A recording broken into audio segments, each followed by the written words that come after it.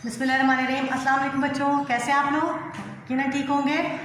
ठीक है बच्चों, हमने पिछले लेक्चर में हिस्सा नसर में सर सैयद अहमद ख़ान का तारुफ़, उनका सबक, अज़्म जज़म, उसका मफ़हूम और सर सैयद अहमद ख़ान की नस्ल निगारी के बारे में पढ़ा और समझा।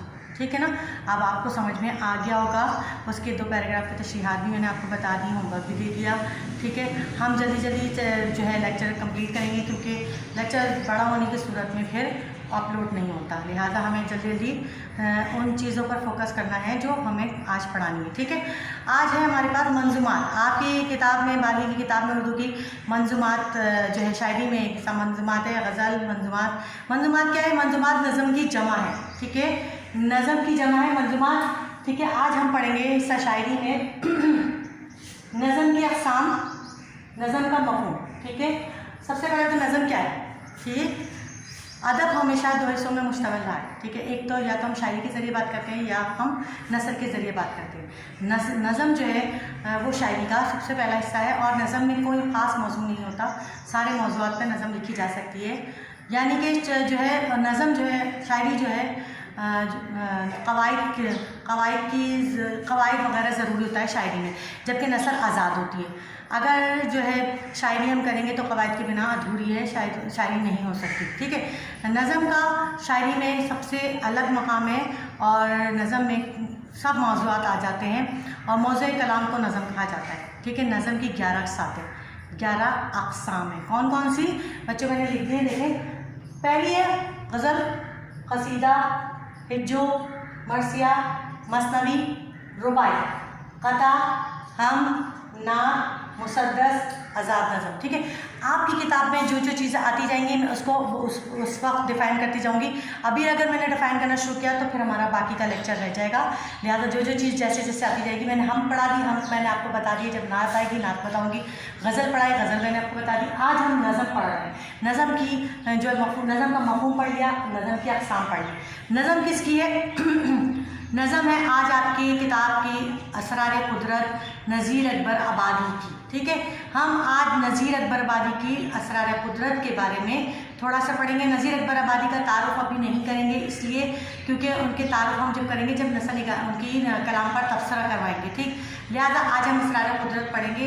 असरार कुदरत के 2 शेर में आपको 2 बंद मैं आपको पढ़ा देती हूँ, समझा देती हूँ, और उसके अशार की तशरीह बता देती हूँ। ठीक है, फिर उसके बाद अगली क्लास में हम नज़ीर अकबर आबादी की कलाम पर तबसरा करेंगे, जब भी उनका तारुफ़ और सब कुछ करेंगे। ठीक है, तो बच्चों किताबें निकालिए, और जो है नज़ीर अकबर आबादी की किताब जो नज़म है असरार कुदरत, वो सिर्फ वो निकालिए, पेज नंबर 173। असरार कुदरत, असरार कुदरत यानी अल्लाह ताला के राज। ठीक है, अल्लाह ताला के राज इसका नाम है, इसका असरार कुदरत इसका नाम है, और नज़म का उन्वान असरार कुदरत है। ठीक है, यानी कि अल्लाह ताला के राज। मैं पहला बंद पढ़ रही हूँ, और से सुनिएगा बच्चों, में साथ साथ बताती जाऊँगी एक लफ्ज़ के मायने भी, और आपको समझाती भी जाऊँगी। प्लीज़ ज़रा ध्यान रखिएगा।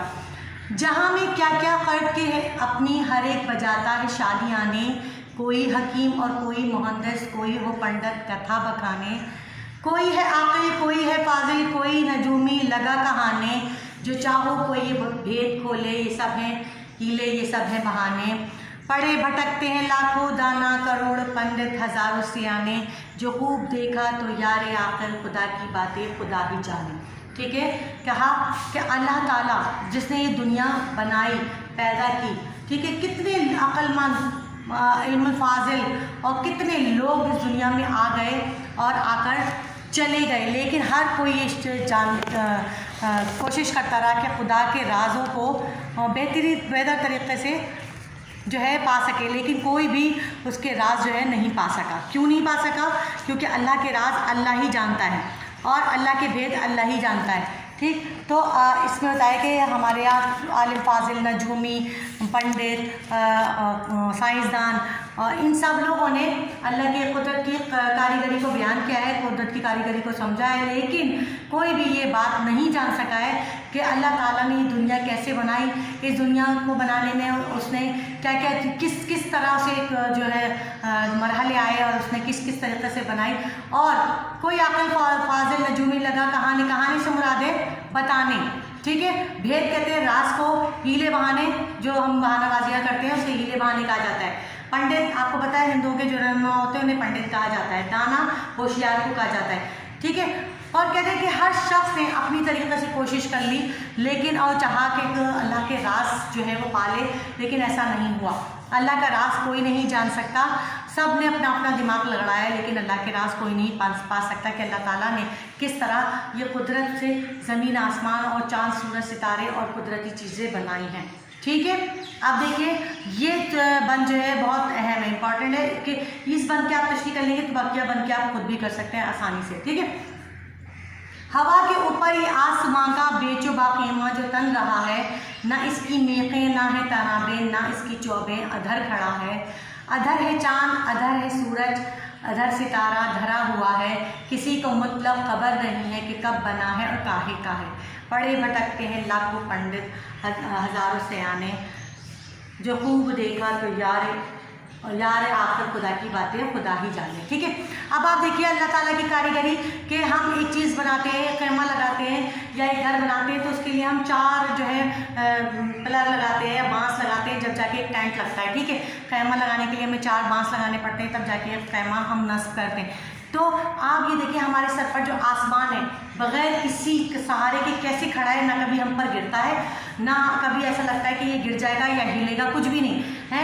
और बेचो बाकीमा जो तन रहा है हवा के ऊपर आसमान, ये इसमें ये बताने की कोशिश की है नज़ीर इकबाल ने कि हमारे सर पर आसमान जो धरा है, धरा अब नहीं कहा जाता, यानी खड़ा है, रखा है, ठीक है। धरा लफ्ज़ और मतरूक हो चुका है, सही। तो अब जो है उन्होंने कहा कि आसमान में हमारे सर पर रखा हुआ है, जो खड़ा है, कभी नहीं गिरता और बग़ैर किसी पिलर, बग़ैर किसी सहारे की खड़ा है। ये अल्लाह ताला की कुदरत है, ठीक है। और फलक पहाड़ और जो इतने ऊंचे ऊंचे पहाड़ हैं जिनका जो सर है, जो उनकी चोटी है वो आसमान से जाके लगी। अल्लाह ताला ने कैसे इतने बड़े बड़े पहाड़ पैदा कर लिए, बना लिए, और हम इसका एक ज़र्रे पर भी जो है हम कोशिश करें जानने की तो हम खुदा का राज नहीं जान सकते। कहते हैं हज़ारों हिकमत का बिछोना ये पानी के ऊपर जो बिछ रहा है। अब देखिए पानी को देख लीजिए, समंदर को देख लीजिए, समंदर के अंदर कितनी चीज़ें, समंदर के ऊपर कितनी चीज़ें, और सब अल्लाह के राज़ों से जो है अल्लाह के राज इसमें दफन है, लेकिन हम कुछ भी नहीं जान सकते किस तरह ये समंदर जो है चल रहा है, इसके अंदर जो मखलूक है वो किस तरह पल रही है, और इसे किस बनाने वाले ने किस तरह बनाया है, ये उसी के राज हैं। लोगों ने बहुत कोशिशें की, बहुत सर मारा, लेकिन अल्लाह ताला के राज कोई नहीं जान सकता, ठीक है। हकीमों ने खाक छानी और कोशिश की कि दुनिया के भेद को समझ सकें कि दुनिया किस तरह बनाई गई, और ये पत्ता किस तरह बनाया गया, ये दवाएं किस तरह बनाई गई, या मिट्टी किस तरह बनाई गई, लेकिन इसकी जो है डुप्लीकेट बना तो दी, इसका नेबल बदल, लेकिन बिल्कुल वही चीज़। आप देखें अल्लाह ताला के कुदरत देखें, हमने फूल बनाया, आर्टिफिशियल फूल बन गए, पौधे बन गए, फल बन गए, लेकिन क्या हम उसमें महक ला सकें? नहीं। क्या हम उसकी सॉफ्टनेस ला सकें? नहीं, ठीक है। ये अल्लाह ताला के राज है, ये अल्लाह ताला ही जानता है कि उसने किस तरह बनाया है, और इंसान कोशिश भी करे तो इसको नहीं समझ सकता, ठीक है। तो यहाँ तक रखिए, 2 बंद की तशरीह मैंने आपको बता दी, सही। अब आपका जो है अगली क्लास में मैं नज़ीर अकबर आबादी के कलाम पर तबसरा तारुफ के साथ 11 हेडिंग के साथ आपको बताऊंगी, इसीलिए मैंने अभी तारुफ नहीं किया है। अभी मैंने आपको नज़म की अक़साम, नज़म का मफ़हूम बताया है।